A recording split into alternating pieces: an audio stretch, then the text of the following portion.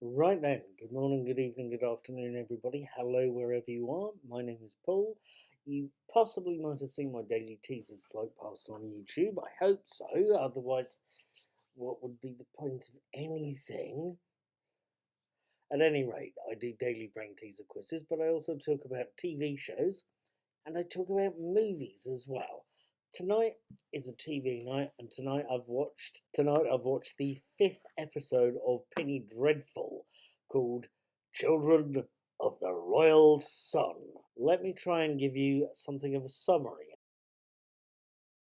Episode 5, Children of the Royal Sun, opens with the preceding and by now familiar summary of everything up to last week's episode. It opens with that summary and then moves on to a sleazy private dancer bar somewhere in Los Angeles, where an unseen Magda, played by Natalie Dormer, turns into Elsa, also played by Natalie Dormer. But at any rate, she turns into Elsa, who immediately attracts the attention of at least one customer. The scene shifts to show us Matteo, Jonathan Neves, who is sobbing his eyes out after committing his first killing, but he's being reassured by Rio, again played by Natalie Dormer, bless her. Matteo is very promptly seduced by both Rio and by Fly Rico, Rio's boyfriend, played by Sebastian Chacon. Meanwhile, Matteo's brother, Detective Tiago Vega, Daniel Zavato, is getting repeatedly and incredibly involved with Sister Molly, Carrie Bichet, who responds to Tiago's story of the scar on his chest with a story of her own, which is a completely different one to the version Molly later tells to Josefina, Jessica Garza, when Jessica seeks Molly's help. Outside all of this, Tiago and his detective partner, Detective Louis Michner, Nathan Lane, are still investigating the Hazlitt case. And on top of this, are having to deal with the fallout from the death of uniformed officer Jim Riley, who Matteo murdered in the last episode.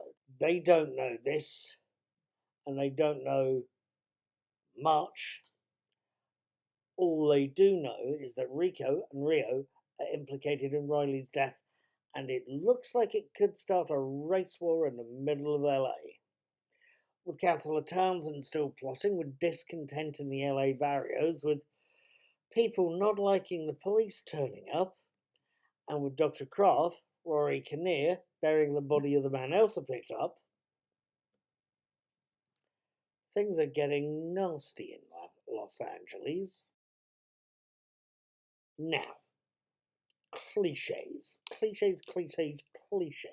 Me calling Children of the Royal Sun the best episode of Penny Dreadful City of Angels could well be a cliche. Possibly is definitely a cliche.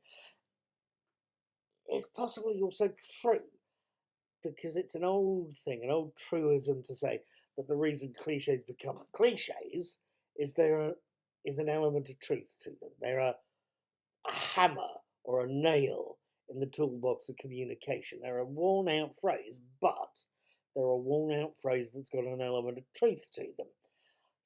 Children of the Royal Sun is the best episode, I think, of Penny Dreadful so far. And not just because of the set pieces, because there's really none of them in there. I think episode 2 was the one with the big dance piece, which was something to watch. Children of the Royal Sun doesn't have that. It doesn't have those set pieces. It doesn't have much in the way of supernature to it, beyond a brief appearance from Magda at the start.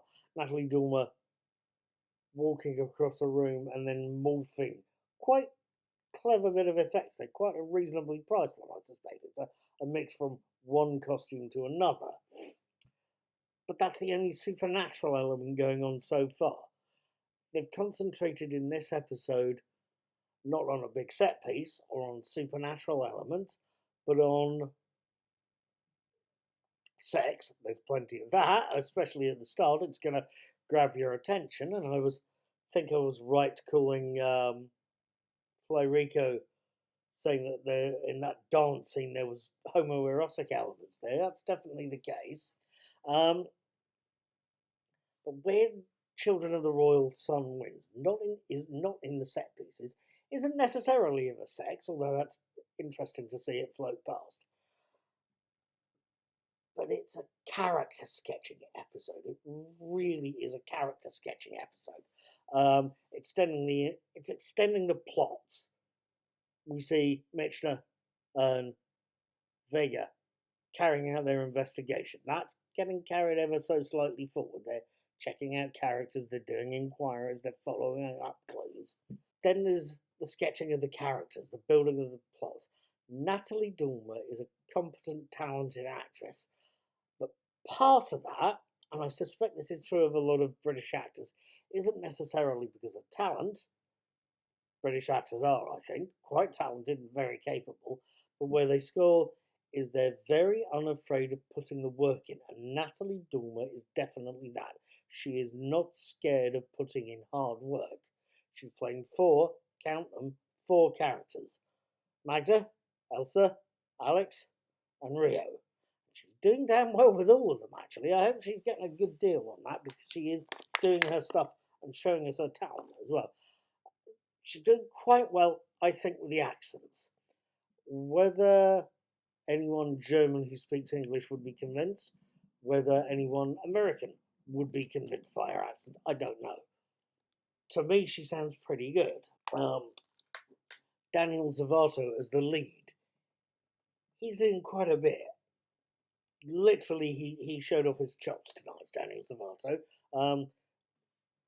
Detective Vega is going from sort of innocent abroad to mean pitbull to try and get clues out of people. So he's doing well on that front. He's showing us his range there.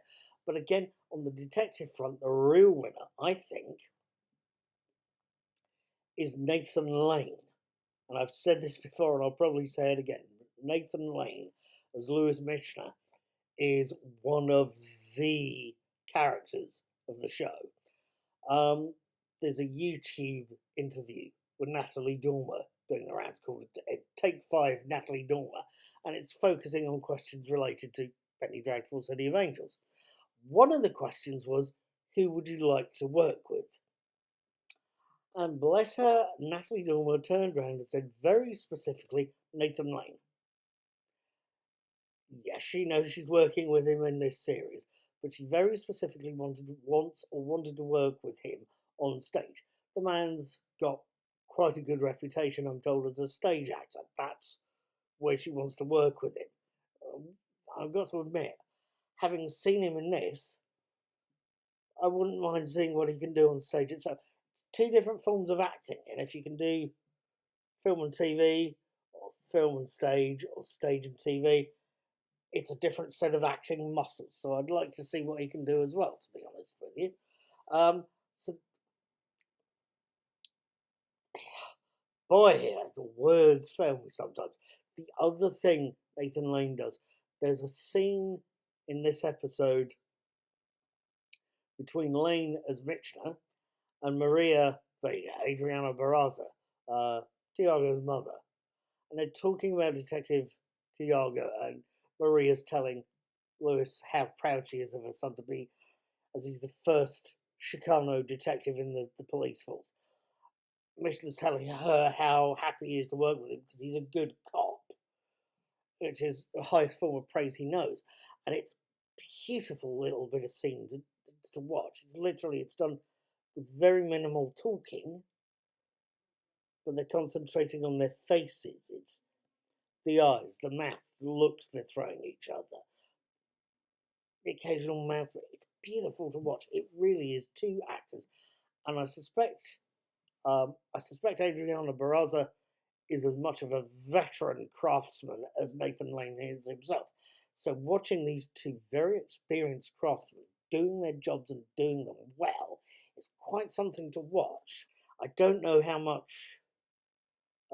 This episode was directed by Roxanne Dawson, who, if you follow Star Trek Voyager at all, played B'Elanna Torres. She did quite a few episodes of Voyager and quite a lot of episodes of Enterprise, so she's learnt her stuff on genre shows.